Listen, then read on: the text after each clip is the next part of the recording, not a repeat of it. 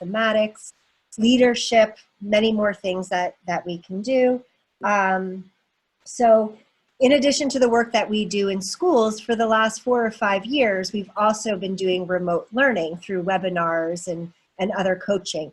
And so we want to help you to transition, thinking about what does learning look like in our virtual classroom, right? And I think we want to first really reflect and make sure that we are feeling confident in what we believe about learning. What do we know about learning in general?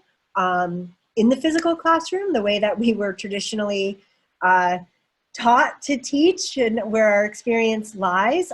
So for today's presentation, I want us to think about assessment. And so how are we assessing students? Why do we assess students? How do we give them feedback? What do we then do with that feedback? What do we do with the data that we collect in order to inform our next steps in instruction? So I want to think about, where do we begin? We need to begin in our belief about teaching, our belief about learning, our belief about assessment and the importance of feedback, and then transfer that to what now? What does this look like technically in the virtual world versus what it looked like in my physical classroom? So in terms of the objectives, I want us to start out by identifying that purpose. It's really important to me that we're purposeful in every decision that we make at Generation Ready. We really see ourselves as thought partners. So there's a lot of different programs out there. There's a lot of different methods of how to do things, and they can all be effective. We just want to be purposeful. Who are our students? What are our needs? And if we're coming from that place, and I can explain, this is why I made the decision I made, we're most likely in a really good space. So I want us to think about that purpose of assessment and student feedback before we go down any rabbit holes of the bells and whistles that we can do virtually. Then we want to explore some ways that we can provide that feedback in a virtual classroom, and then plan ways that we can take that feedback and loop it into our next instructional steps in our students' learning. And then finally, I want to be able to identify with you your next steps in the virtual learning world for your school, your teachers, your students. And if there's any way we can support you, we are here continuing to support schools all over the country beyond New York as we're moving into a global remote world, which is a lot of fun for many of us. Okay, so I like to always start here. I think this is really important. I have my arrow on the assess because that's what we're looking at. But this iterative cycle of teaching and learning where we have a lesson plan. And so we're looking at our standards, our curriculum materials, where our students are, what do they know. I'm going to plan some sort of learning experience for them, whether that's synchronistic, that I'm here with them in the classroom or live on a video with them, or if it's asynchronistic, that it's an activity they're doing independently or in a small group without me as the teacher. What is that going to look like? What protocols am I using? And then I'm going to facilitate it. I'm actually going to implement that. I've been a teacher for a really long time, so I know that implementation doesn't always go as planned. We need to revise what we thought was going to work, and it ended up not working. We have to tweak it a little bit in the moment. And then we assess the students. That might be with an exit ticket. It might be with thumbs up, thumbs down. It might be with a quiz, homework. There's so many ways to assess, but we want to do it formatively. So what did I learn about my students and what do they need next? And I use that information now to jump right back into this cycle and plan my next lessons for those students.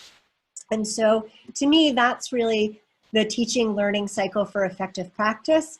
And that doesn't change for me, whether I'm doing it virtually or in a physical classroom. And so assessment is a key component of that effective practice. When I'm giving student feedback, I often think about protocols. They're really important to me. I think that students need to know what to expect in order for them to dig deeper into the content.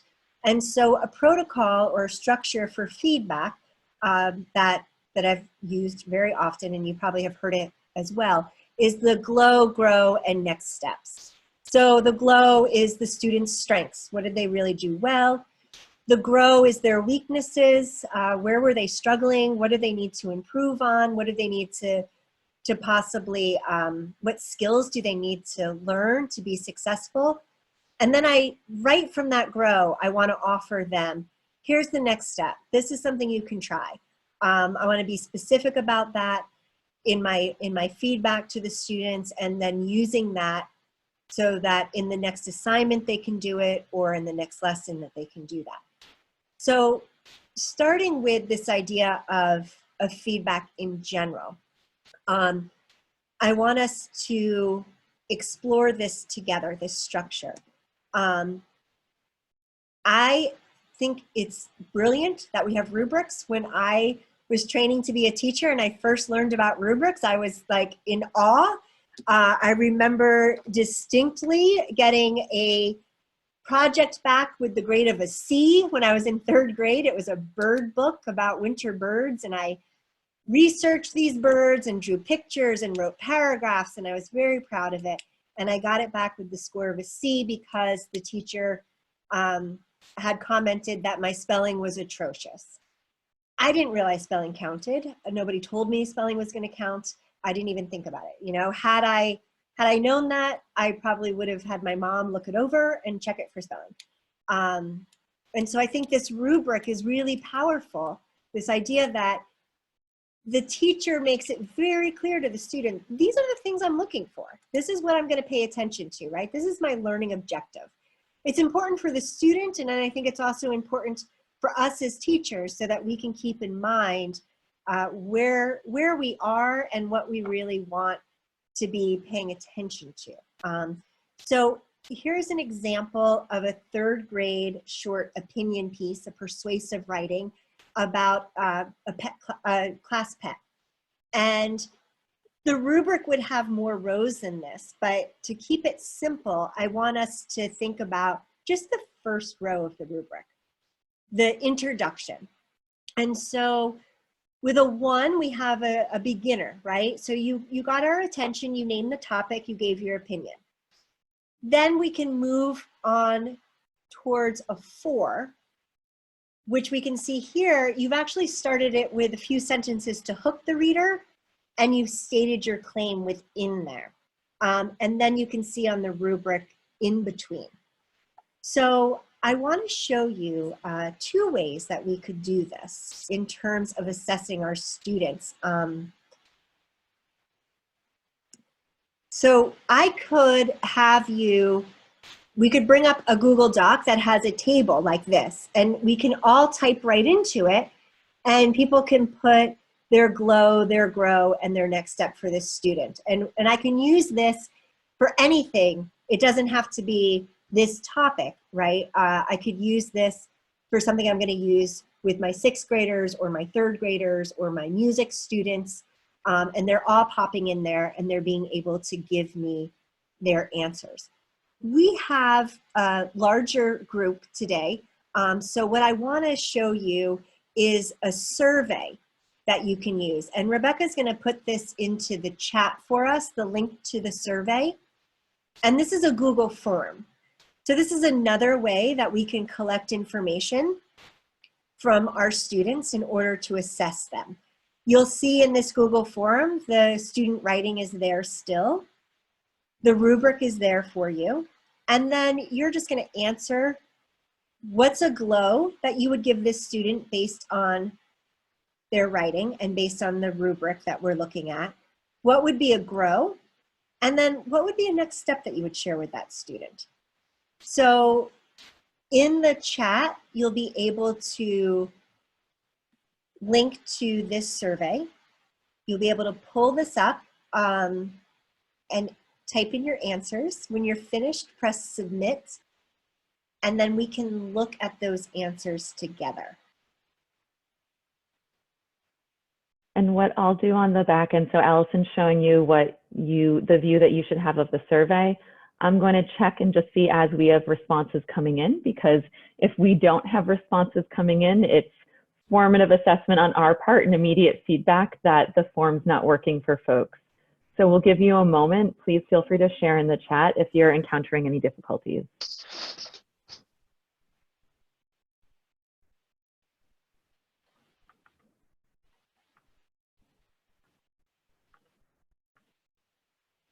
And Rebecca, once we get the responses, will you share your screen? I don't see the responses on my screen. Absolutely, I'll share it now. We can watch as they come in. It's like watching election results for an exciting election. And this is not to rush anyone. I know these are comprehensive questions and you're sharing your thoughtfulness. So no rush, this is no pressure. We want to be able to respond to you. Just so I understand, so this is their whole essay, not just the intro? Yeah, but we're just looking at the intro part. So we're only Okay, getting feedback on that first row of the essay, of the rubric of their introduction. right. But this is their whole piece. Yeah. Okay, just making sure it wasn't like a really well done introduction. Thank you for pointing that out. It's a great point to clarify. And I just reposted the link to the survey for any folks who may have come in more recently or missed it before.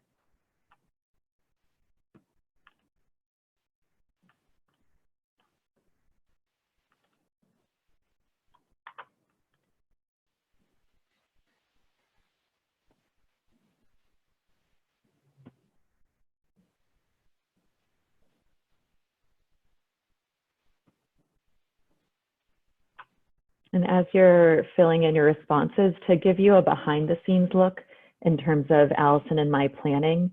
So originally we had the survey only as the questions. And what we realized was that it was tricky for folks to toggle back and forth between viewing the writing and the rubric and also viewing the survey to complete the information on that. So learning for any of you who may wish to share this with colleagues or share something similar, that what we found it most useful to do is in Google Forms, and many of you may know this, you can always enter in a picture by going to add image. So that's exactly what we did. We took screenshots from Allison's slides and we were able to add in these pictures so that you could view both the writing and the rubric as you go through and respond to the prompts.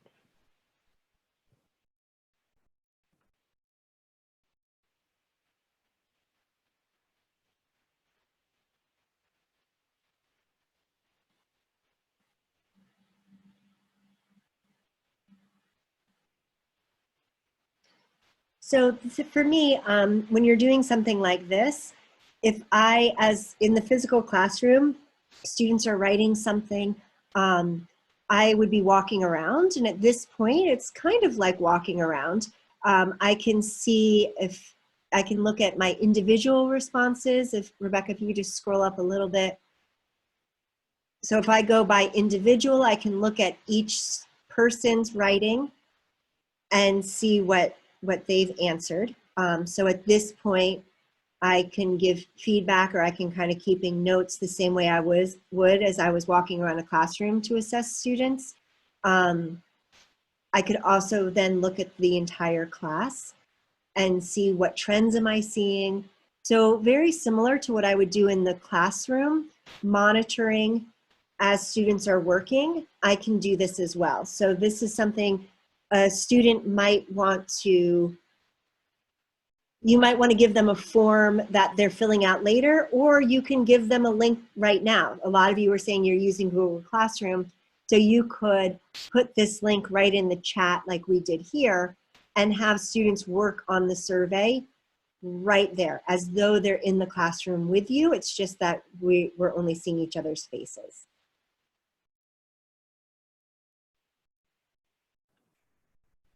And Allison, just let me know if you want me to scroll to any particular part to pick out. So if we could go to the next steps, that would be great, Rebecca. Just look at that. Here we go. So we can see here that you've given, I can tell, right? You have try adding reasons. Somebody was saying they could meet with me, and that's something that we could definitely do, right? We can set up Google Hangs with small groups of students. We can set them up with one-on-one. And I'm noticing a lot of people are giving very specific feedback to give more details, more concise sentences.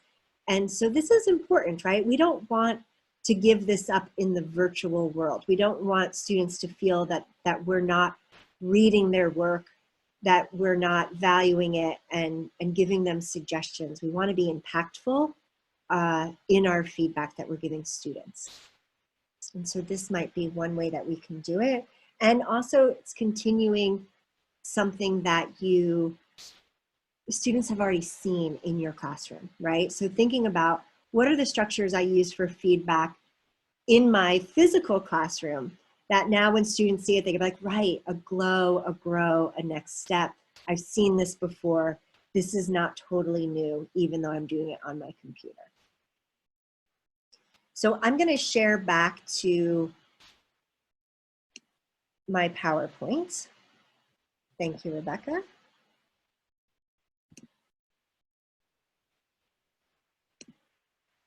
And again, we could have pulled it up as the Google Doc and everybody could have typed right into there. We have 92 participants, so that might get a little bit messy. But with a smaller group, I could do that.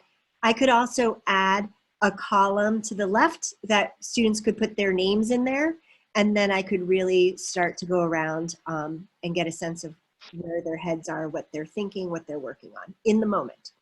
The same way I would, instead of walking around their tables, I'm now just sitting here looking at this as they're typing. So in the chat, we're gonna put this question for you. Do you have any questions about using a rubric, the GLOW, GROW, or next step structure? And again, it's not necessarily, it's not something new for the virtual world, but I think it's important pieces, they're important components of assessment and student feedback, and I want us to be thinking about those before we move into specific ways to give feedback.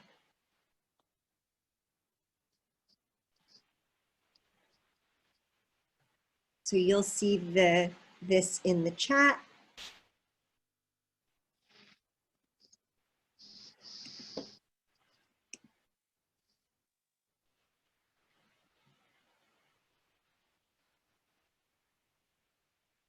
And Rebecca will read some of those questions out so that we can make sure we have answers for people.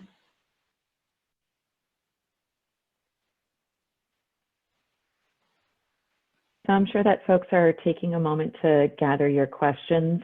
I know something that has come up in other groups is around using feedback in the virtual world, including GLOW, GROW, next steps with our younger learners, our more emerging learners who were used to doing a lot of scaffolding in person, and we have a lot of those strategies blocked by the virtual world. So I'm wondering, Allison, if you have particular tips that you think would be helpful for folks working with some younger learners?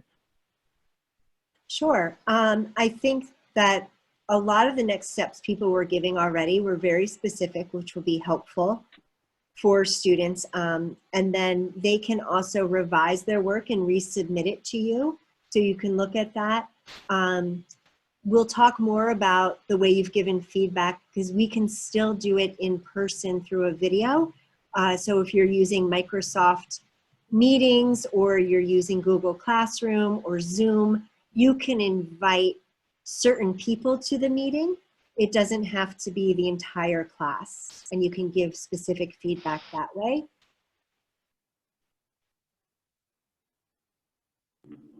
And I'll keep looking out for questions as they come up. So feel free to continue sharing any questions you have about giving feedback using a rubric and or the GLOW, GROW, next step structure. And similar to what we did in the form, right? When you're creating your Google Docs, you can put the rubric into the original Google Doc, and you make a copy of it for all the students, and they'll have the rubric right there, right? And I think also for younger students, you might end up having, instead of words, right, I've seen where you have smiley faces or certain icons to represent different levels of progress. That could be helpful with the students as well. So another thing we want to show you is an Instapoll.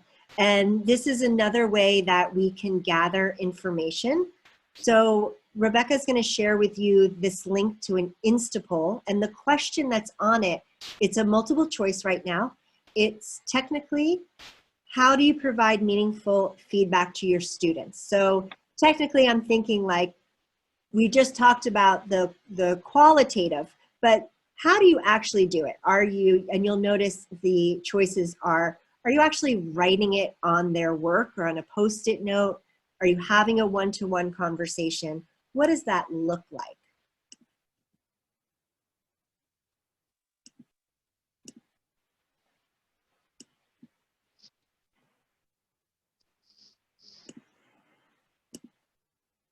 And just want to make sure it may not be live at this point. If not, Rebecca, do you need a different link by any chance? That link is working for me. I'll share for folks what you should be seeing. So again, you could do this in your Google Classroom. Many of you were saying that you're using Google Classroom. You can put that link in there. Kids go onto their computer, this pops up, and they can give you the answers.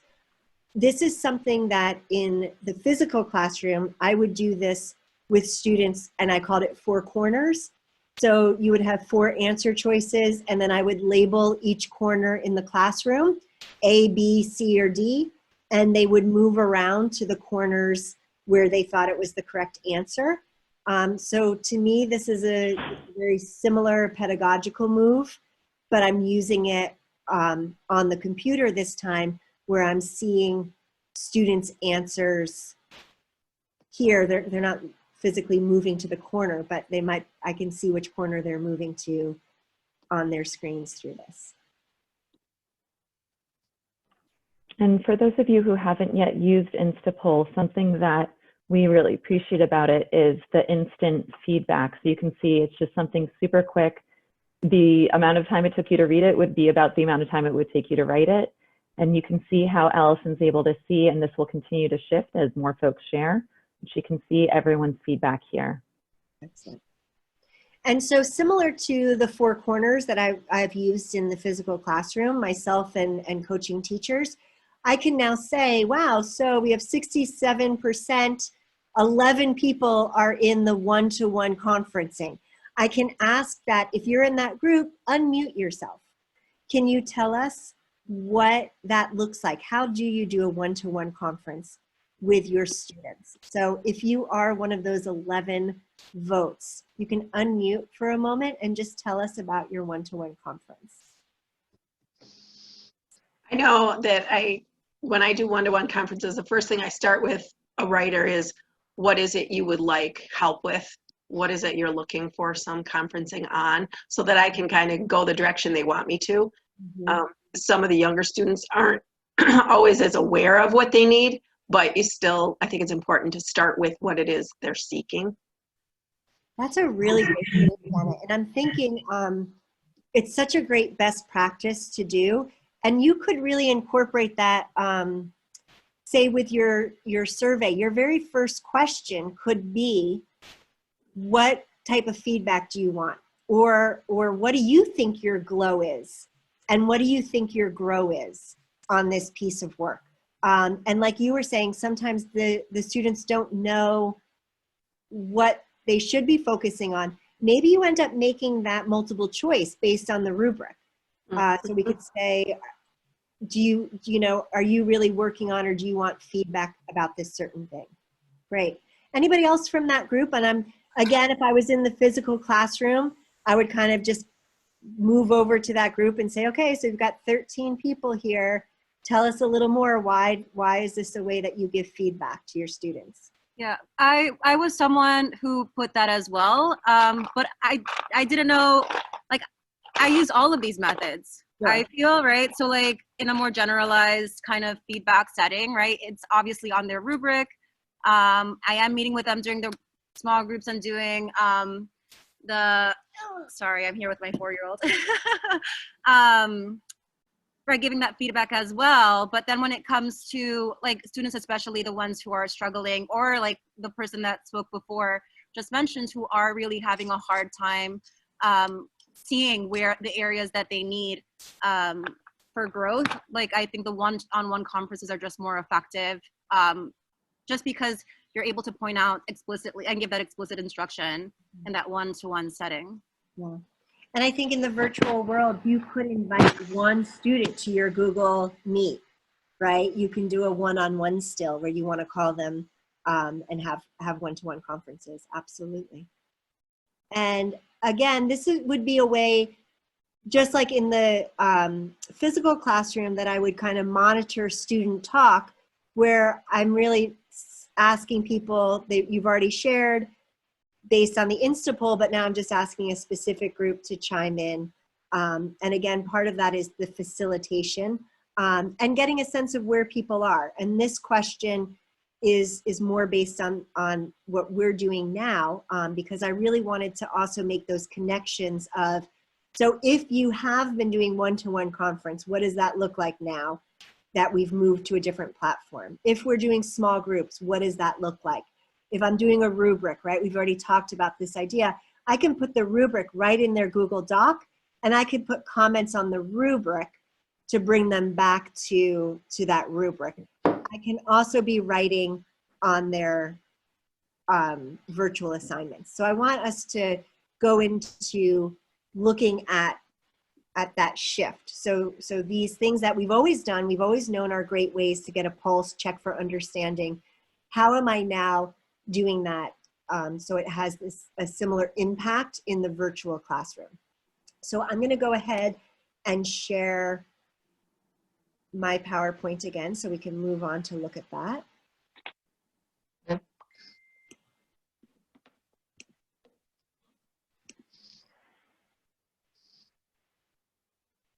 Rebecca, I think I just need you to unshare first.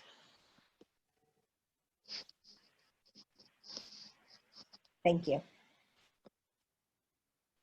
Okay.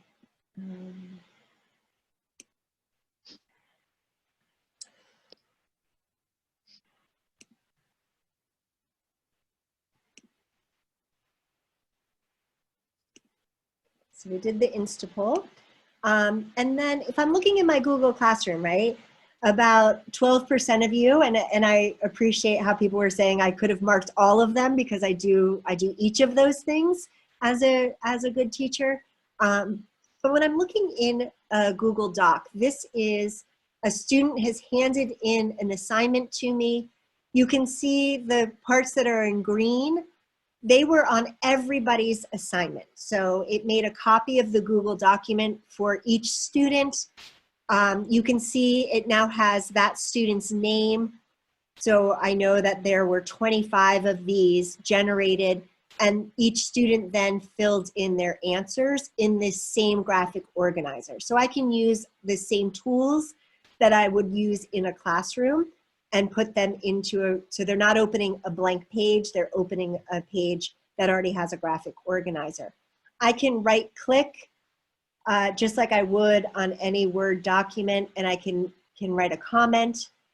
If you look up to the top right, there's a bank of comments. So if there are comments that you're using repetitively, right, provide more feedback, write in a complete sentence, you can have a bank of comments that you then can just copy and paste, click on those instead of having to type out the individual ones.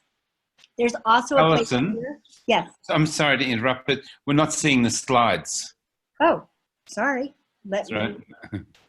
Thank you.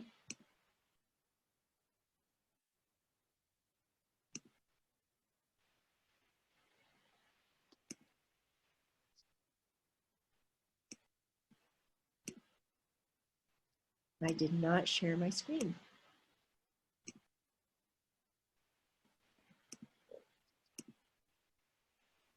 Perfect. Thank you. Thank you for letting me know.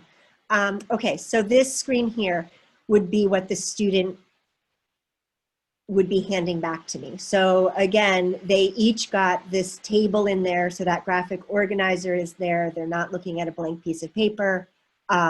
And then they're writing their answers. So this student had written that the theme of the story was persecution. The evidence is the main character was punished for something he did not do.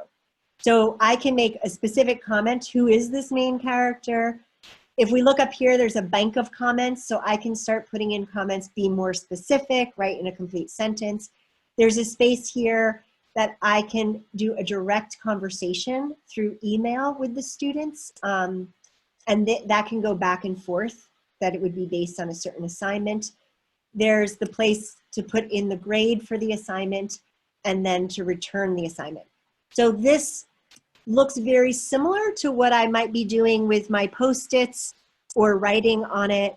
If I wanted to not have just the table embedded here, I could have also embedded the rubric, and I could have circled the places on the rubric where they fell, and I could have done comments directly on the rubric, which many of you had talked about that you would use in your classroom. So that's what it would look like. And I'm going to bring you to the live classroom. That was a screenshot of it. So when I'm here in Google Classrooms, many of you said you're using Google Classroom. There are other platforms. In my experience, they're all more similar than different. It's just a matter of finding out the tweaks here. But you can see here now that here they didn't turn it in yet. Here something was turned in. And if I look at that theme, I can now view the submission. And this is what the student would see. Oh no, I'm sorry. I think this got me back to me.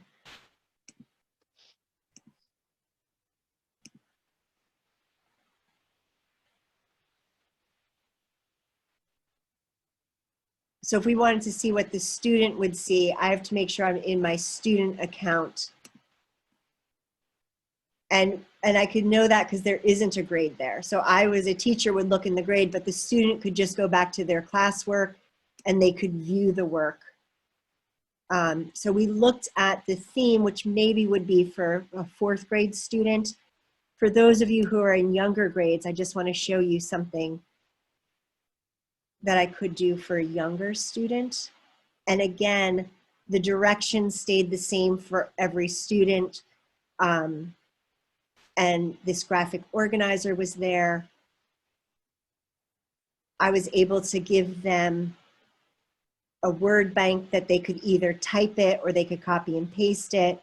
This little turtle was down here beforehand and they just moved it over. And again, this student would see my feedback directly on his paper when he got it back. So it's very similar to what we would do. I might even want to have a table set in there that says glow, grow, next step so that they could see it however I have done it in my classroom. So let me bring us back to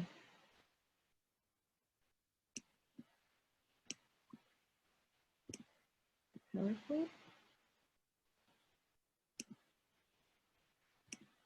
Right, and so that's the student experience looks like that. So does anybody have any questions about giving individual feedback to students in the virtual classroom? We talked about using the rubric. We talked about having one-on-one conferences on Google Meet, small group meetings. We talked about giving feedback through the Instapoll in the chat. Any questions about that we could actually speak to individual students?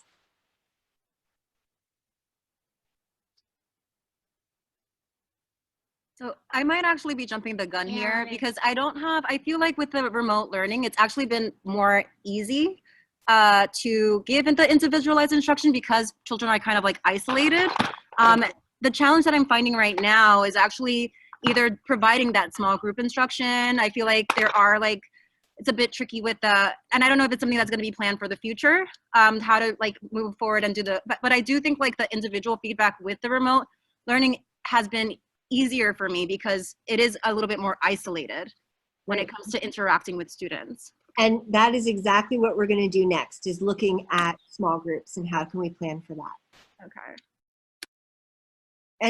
Does anyone maybe having a different experience, and we can share with each other what is making it easier if you don't feel like it's been easier?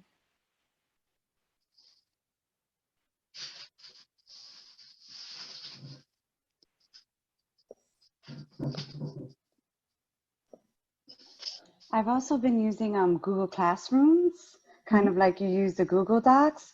And it's nice because I can make my flip charts and I can model on it and then they can see it. And then the last 2 slides, I'll have questions for them. And they could just, if they have a touch screen, they can go in and draw on it, or they can, under notes, they can write their answers.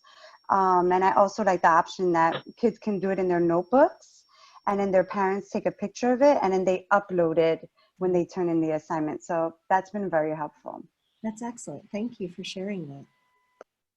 And again, it's very similar, right? Kids would show us their work, their drawings. Now they're just taking a little picture of it and uploading it for us to see it. And we can still give feedback that way.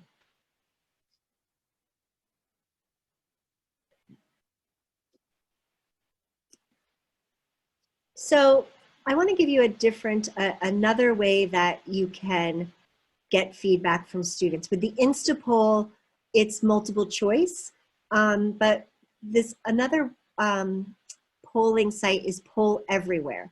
And so this is using a phone. So, right, this is something that we weren't really able to take advantage of in the classrooms. We might have done it with our smart boards, things like that, with remotes, but here parents can use their phone. So we're going to do an example of this. That's as though the phone number is 37607. So think of that as my phone number. The first text you're going to send me is going to say Allison Arthew 912. And that's going to just welcome you into the poll. It's free.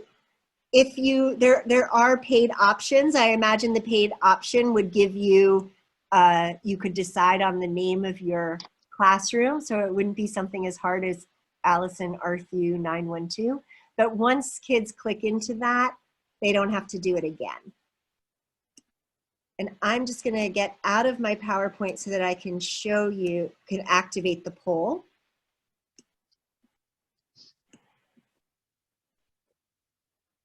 And I just added that to the chat if it's easier for folks to copy and paste. I showed what you had to text to the number. And then the message may not prompt you, but that's exactly where you can text back your response. So even if it doesn't say, please text here, anything that you reply to that text will show up on the word cloud that Allison's sharing with us. So we're gonna do this. And again, the word cloud is a fun way to do assessment with students.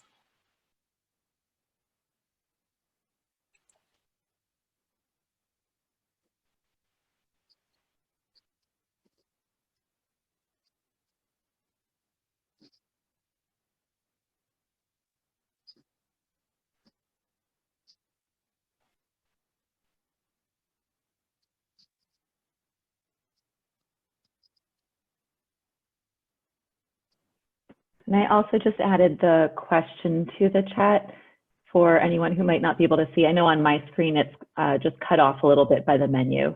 So I added Allison's question right into the chat. Now we see it bigger. That's great. Thank you, Allison. And this is fun, right? Because it becomes more interactive for the students. I think about times in the classroom when I would do a quick assessment and kids would write on one of the small whiteboards or a note card and put up their answer.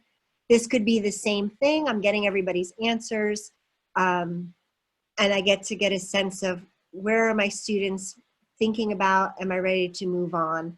And again, it's just another protocol. It will take a little bit of time, like anything else in the classroom, to explain it to them, which is why it's so nice to have consistent protocols.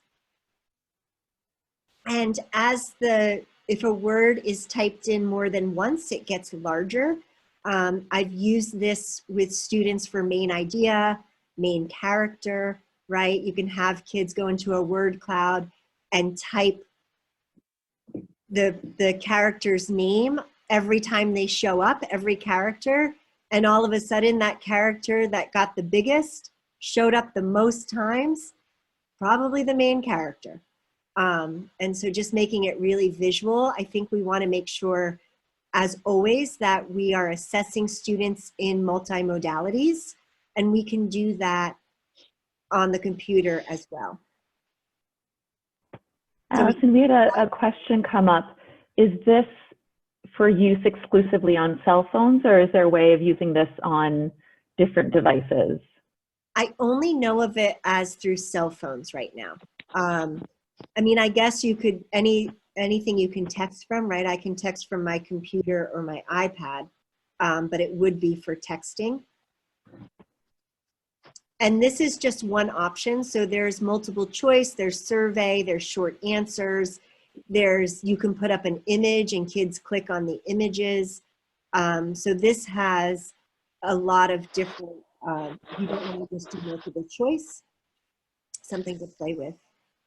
And for any folks who are anticipating having the cell phone piece be a barrier, you can set up a Google Voice account and then text from the internet, from anywhere that you have internet access. So with Google Voice, you can text both on your phone, but also through a website if you anticipate the phone being a barrier. That's good to know. Thanks, Rebecca.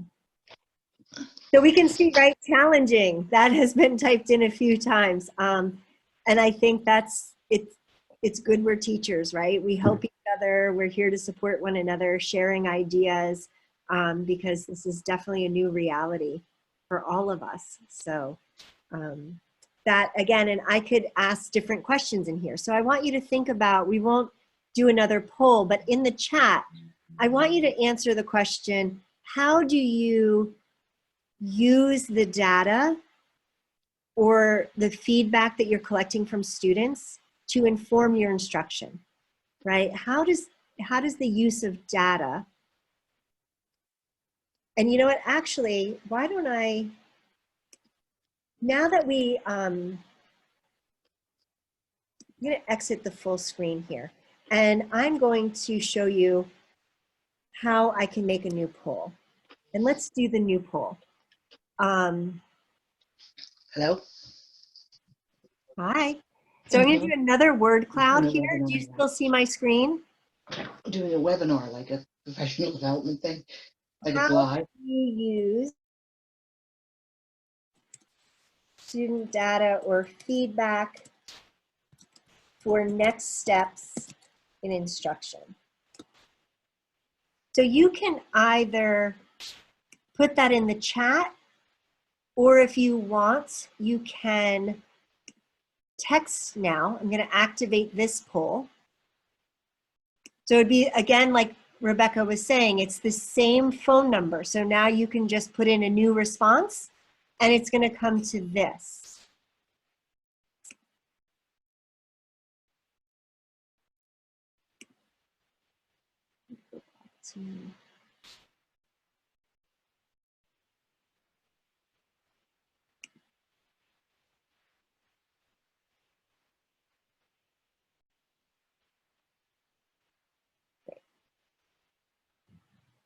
So I have that poll, and I'm just going to go into our next poll.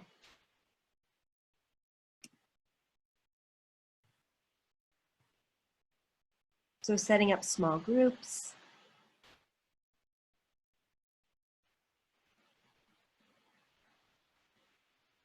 What I'm really enjoying about this is we're playing around with new protocols.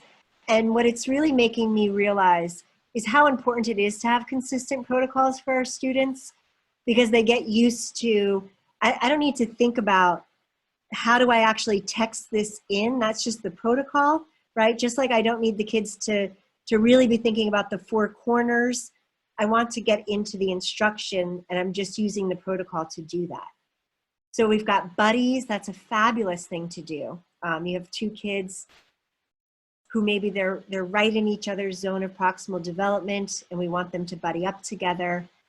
I can create small groups. I can work individually. I can differentiate.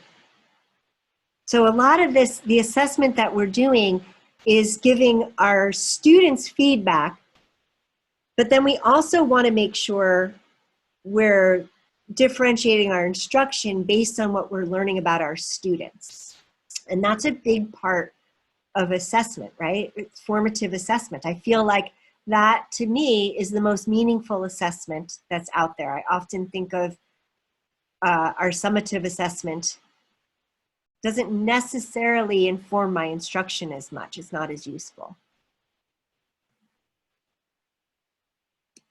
Great. So we can see how people are using this to adjust their instruction, individualize the work.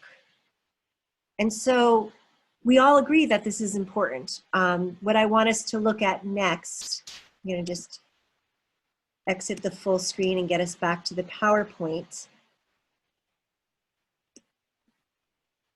And we can explore how we can do this work virtually.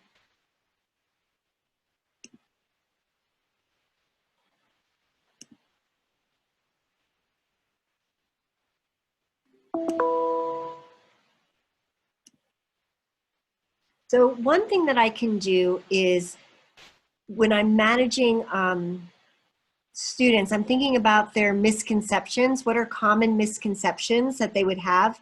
So if I think about a multiple choice question, there's always a distractor. Or I can think about, well, they chose this answer.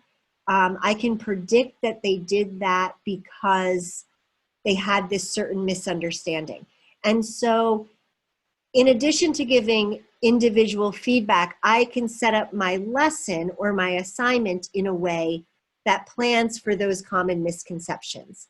And one way I've done that in the classroom is I have hinge points during my lesson. And I get to a point, if I'm going to differentiate, I'll say, okay, thumbs up if you've got it. Those kids will go and begin their independent practice. The kids who don't have their thumbs up are going to stay on the carpet with me. I need to do a reteach about something. So this could be a virtual way that I'm using to do that. And this is through Google Forms. You would set up your Google form as a quiz rather than just a regular form.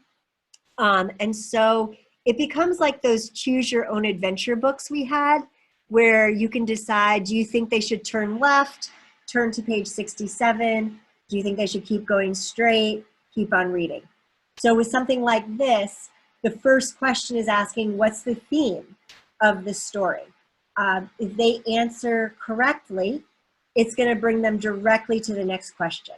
Versus if they answer it incorrectly, it's going to bring them to a reteach. So in this example, the reteach is a picture of one of my anchor charts. So somebody had mentioned they're using their anchor charts to give feedback. So getting kids to go back to the anchor chart, you got this wrong. My anticipated misconception is the idea of theme versus main idea. You're going to review that, answer a question about theme before you move on to question 2. Whereas the student who answered correctly will just go directly to question 2. So I want to show you how you do that through creating sections.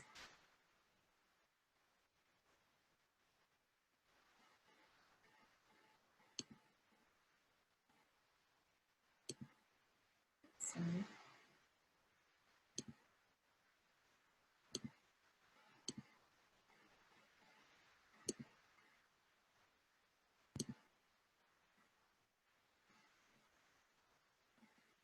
So this would be the student's experience of something like this, just so you can see, and then I'll show you, I'll get to the one that you can see how you built it. But a student would get a form like this, and I could see which animal is better. Granted, this is a very subjective, it's not based on any facts here, but if they chose cats in my household, that would be the wrong answer. And so I would bring them to a review where they could see my puppies, and looking on this for some text evidence. How could you possibly think a cat is better than a dog? It brings them to this question. Now that you've seen the photo, what evidence is there that dogs are better than cats? They answer that, and then it brings them to the second question: from which animal did the dogs evolve? Versus the student who starts it and clicks dogs. They don't need a reteach, they've gotten it correct. It brings them directly to question 2. And so based on these answers, I can decide what was the misconception that they may have had.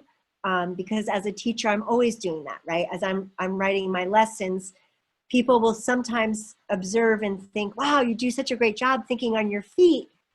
And I have to bring them back to my lesson plan. Like, oh, I didn't do any of this in the moment. I had to think ahead of time. I can predict, I can anticipate that they're gonna have this misconception, and then plan my lesson for that. So let me get in to show this. And I apologize, the link didn't bring us here, but I think it's important to show it to you.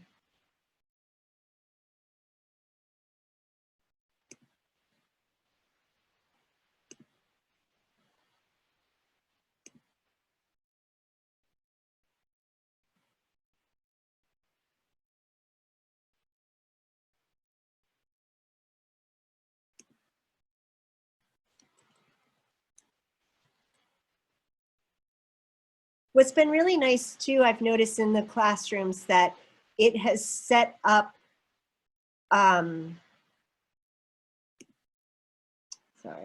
it has set up a folder for you that's called Google Classroom.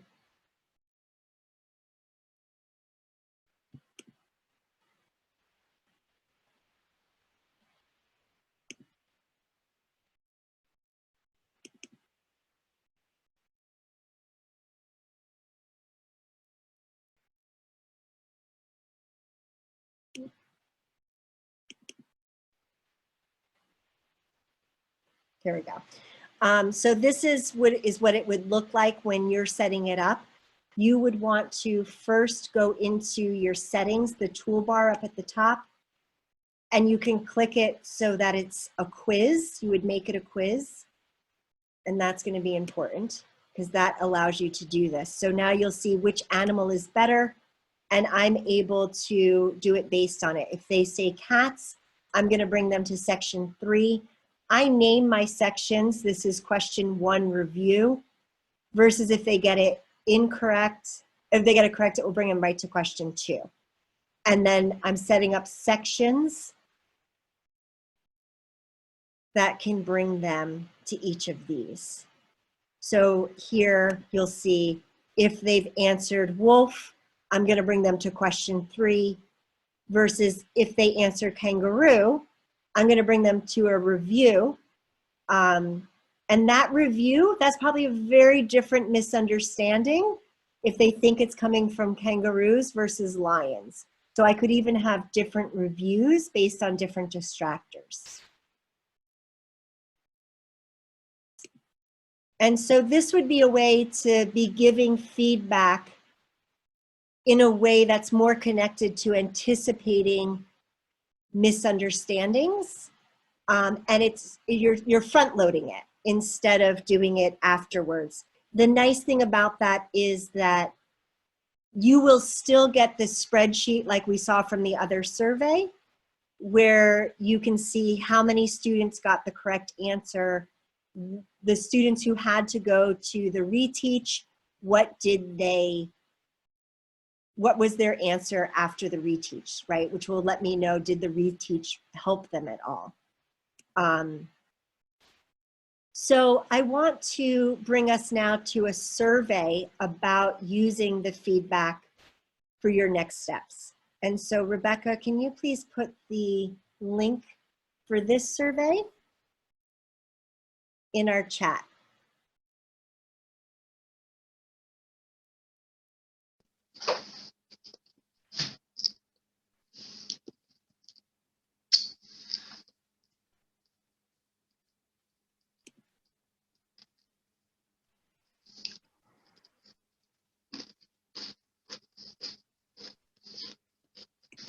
And so here, I just wanted to show you what this could look like. Stop jumping. You can do this as questions for your students, right? So you can send it to them as a quiz. Who was the first president? What's the acronym used for the Internal Revenue Service? And then my question that I really want to focus on with you is, how do you use the feedback you provide to students for next steps in instruction? And this would be another way that we can give feedback. And actually looking at the time, I'm going to move forward. We're going to pause there. We really already did that through our poll everywhere. So I'm just going to move on because I know people will have to pop off. So when I was telling you, you get a spreadsheet after with the responses. So here is an example of something that I did last week with teachers. So supporting an administrator in how are we going to support the teachers with the transition to remote learning. And so we asked questions in this survey, and now I can look, I'm a very color-coded person when I teach, so I kind of color code so I can see, wow, a lot of people need help with screencasts. And so now I can do a webinar, I can do a professional learning community around making screencasts. And I can end up inviting only certain people. So if I have the students who needed a review on theme, I can set an assignment in my Google Classroom where I'm only inviting some of my students, just the 5 students who had trouble with theme. And now I've linked it to a Google Meet, and I'm making it an assignment so it will schedule the time for them. I'm noticing a lot of my teachers, kids aren't knowing when to come on to a Google Hang. So here they'll know tomorrow at 1:30 p.m., this is when your assignment is due, which is joining this small group. And so for this group, I'm looking at a lesson that I gave, an assignment I gave. These were 6 students who still are not understanding theme. I'm gonna call them to my carpet like I would in the classroom, right? But I'm calling them to a Google Meet where I'm gonna do a mini lesson in a small group on theme. So this would be one way I've used that data.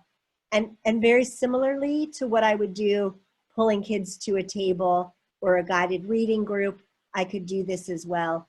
I could even invite individual students and have a one-on-one conference with them, and it's scheduled here that they know when it is. I could do this if I'm doing a running record or any type of assessment that I need to do, or small group instruction. And so again, very much connected to what we would do in the classroom, learning what my students' needs are and now differentiating for them based on what I learned from the data. So that brings us to 3 o'clock already. Sorry we had to go a little bit quickly through some of this. As you can see, assessment, giving student feedback is just a really rich topic for us to discuss. It's so important in the learning cycle. We have a survey that we would love for you to complete so that we can know how we can best support you. I gave you a lot of information. We looked shallow, looked at just a little bit, gave a glance to a lot of different things that we can do. And maybe there are some that you want to dig in a little bit deeper and have a thought partner for, we welcome that. You'll also see on the screen now some email addresses if you want to reach out to somebody individually. We also have some amazing webinars coming up, a virtual panel of functions of the Google Classroom. And I know many of you are from PS 84. Allison Gadlin will be part of that panel tomorrow. And I thank everybody for your engagement, the questions, the contributions that you made, for all that you're doing for student learning in your remote classrooms. I applaud you. I know that it was fast and furious. You've been thrown into this and you're all doing an amazing job for your students. And I know that you're continuing to impact their learning. I'm very grateful to all of you. Thank you. And thank you so much to Allison, who has led this session twice today. So she is a very committed lead learner. And I know many of you are on your second session with us at Generation Ready. We welcome you. We love having you. And I think that Allison Gadlin must be a walking advertisement for Gen Ready, because I see how committed the 84 folks are to learning with us.